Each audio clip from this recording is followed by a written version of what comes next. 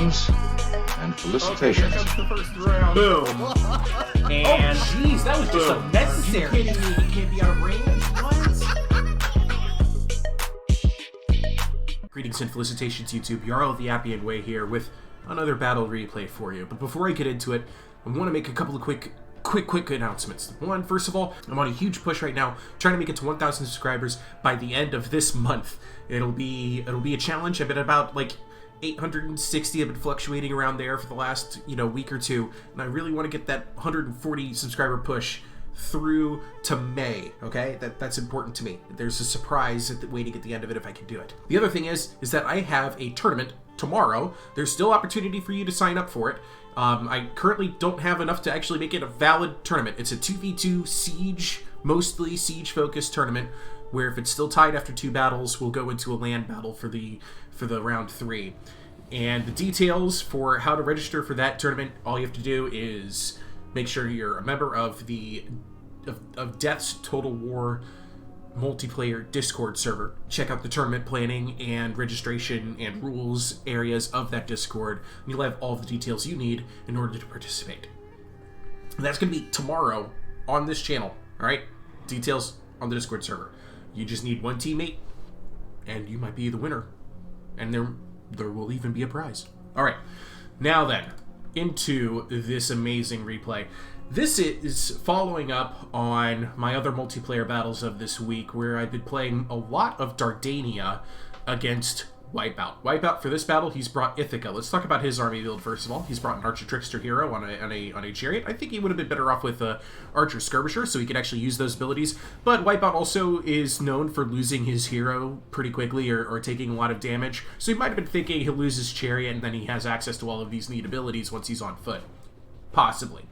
He's also brought 4 Warriors of Ithaca, which he's deployed off to his far right flank. He's brought 2 reinforced skirmish chariots. I don't like these chariots. They're like the 3rd most expensive chariot in the game, and they're still only a medium. And their javelins don't really do too much damage. Then we've got 4 heavy sword skirmishers making up his heavy infantry line, as well as a pair of spear runners deployed off to the side, kind of hidden, kind of not. My army consists of 2 heavy Trojan chariots escorting my Archer Skirmisher hero. I brought this guy because I knew I would need somebody to either counter his Archer hero or to kill Warriors of Ithaca. Warriors of Ithaca are always a challenge to face, and it's good to have an anti-infantry plan for them.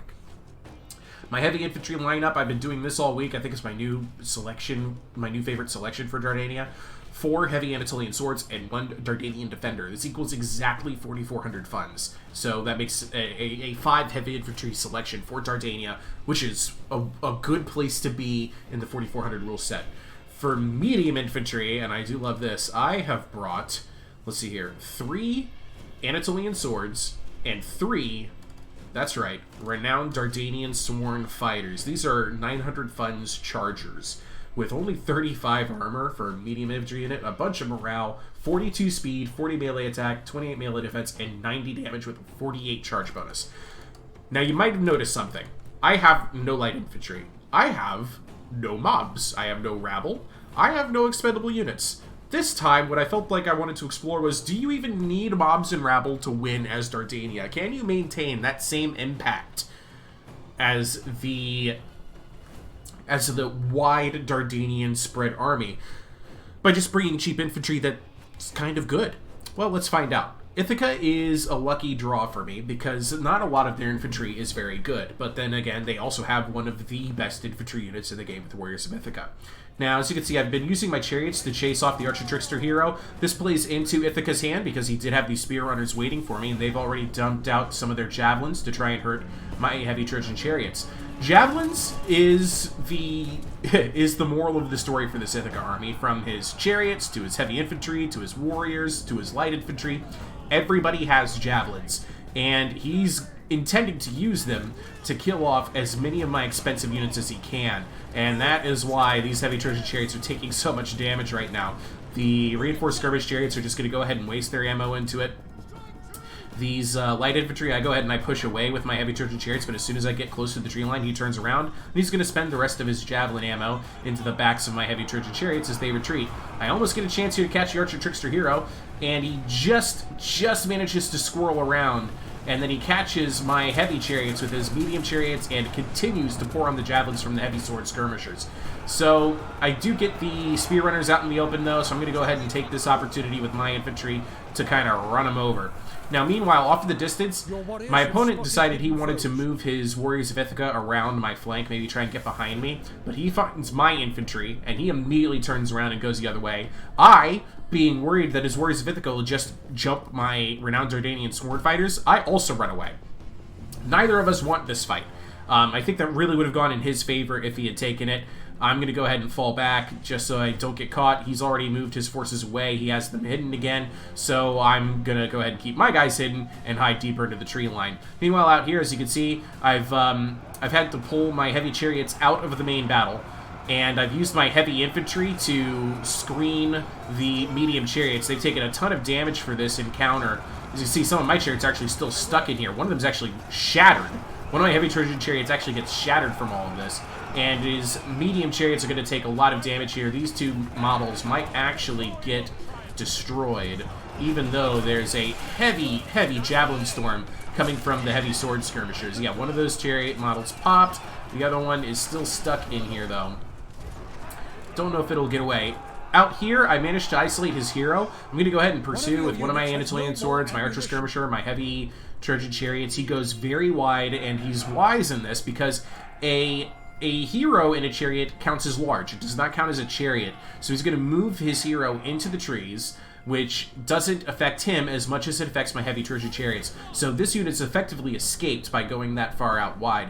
It does afford me the opportunity to put some of my heavy swords into the trees, and I'm going to go ahead and pull my chariots back. I did have Anatolian swords moving off in that direction.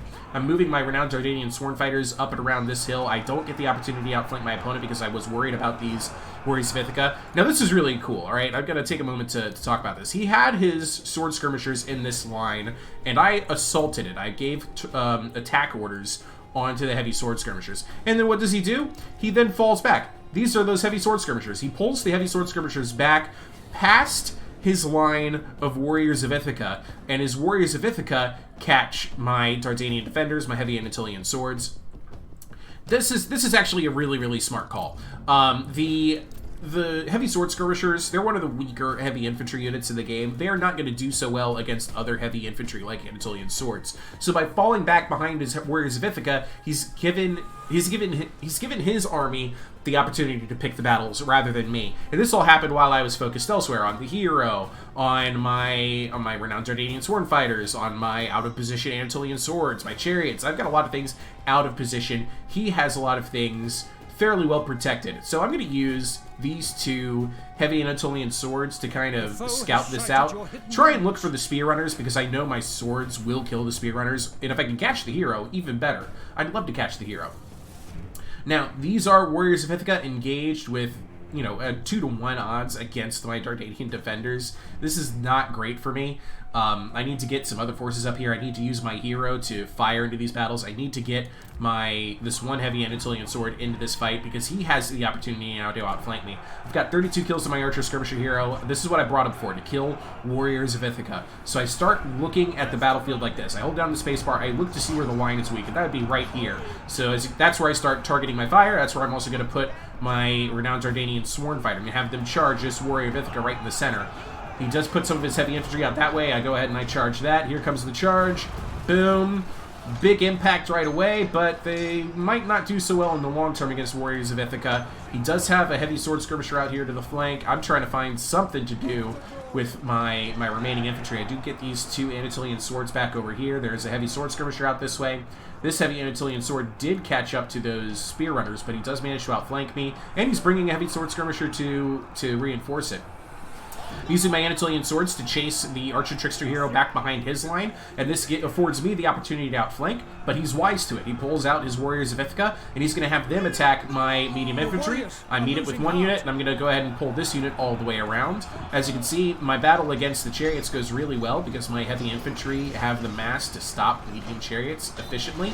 My renowned Dardanian sworn fighters make short work of what's left of this heavy sword skirmisher, but these Warriors of Ithaca make short work of my heavy Anatolian swords, and he uses his reinforced skirmish chariot to pull through that. as it's routing, pick up some more kills and force my archer skirmisher hero to fall back. I do get my heavy chariot back into position, however, and even though these heavy Anatolian swords are broken, they still have some mass, and it allows me to catch up with this reinforced chariot and deal some damage. But now I'm noticing that my enemy only really has the Warriors of Ithaca to rely on. So what does that mean for me? That means I'm going to go ahead and pounce on them with renowned Dardanian sword fighters and with heavy Trojan chariots. The medium infantry does not have the mass to stop this chariot charge, and just watch what I do. I find the side of his line, and I just give attack orders all the way down. Attack that unit, good. Now attack the next unit, good. Now attack the next unit. Boom, boom, boom. They cut a bloody swath all the way down his line into the spear fighters that have shown up, into the back of these Warriors of Ithaca, and they've just torn apart the Ithacan infantry. Look at this. They've shattered all the way down the line because of the timely arrival of these chariots. They've taken a ton of damage for it. They're very tired, but as you can see, the renowned Dardanian sworn fighters, my Anatolian swords, my numbers is what's turning this around for me. I get a Dardanian defender to come back. My hero's with 49 kills. His hero with 59. We've both been struggling to find good angles of attack, but as you can see, the shatter is real, and it is at this stage that without chariots, without troops, only really his hero and his 29 ammo remaining, I activate my Aristea on top of the hill, almost as if to say that I have declared victory, and that is when my opponent concedes defeat. There was a lot of takeaways from this battle for my opponent. He was actually counting on his medium chariots to do a little bit better than they performed. I'm telling you right now, Ithaca's medium chariots, without some real reworks, they're just not worth it for how expensive they are. They cost 1,190. That's only 10 funds cheaper than my heavy chariots were. And yeah, they gave my heavy chariots a run for their money, but they were never going to win. Let's look at the end battle statistics here. As you can see, I brought 14 units total, my opponent brought 13. It is still possible to outnumber your enemy even if you don't bring mobs and rabble. What did I bring? Well, those 2 heavy Trojan chariots, that's 117 kills right there. My heavy infantry line managing double digits all the way across, and then really surprised by the impact of my renowned Dardanian sworn fighters. Triple-digit kills on both of these guys. These are the ones I brought instead of mobs. Now, that being said, this section of my army right here cost me 2,700 points, just for those 3 renowned Dardanian sworn fighters. Maybe I could have gotten away with getting rid of one of them and grabbing, what is that, 4 rabble? Or, I'm sorry, 4 mobs, or 2 rabble and 2 mobs. Yeah, that would have been exactly 900. 2 rabble, 2 mobs, instead of 1 renowned Dardanian sworn fighter. Would I have done better? Or would these medium chariots have just made hay out of all of my light infantry selections? So there you go. That has been my in-depth focus on cheap Dardanian infantry for this week. I hope you enjoyed. If you're still watching and you haven't subscribed yet, I hope that this video shows to you that you should be subscribing. All right, ta-ta. I love you all, and I'll see you guys in the next video.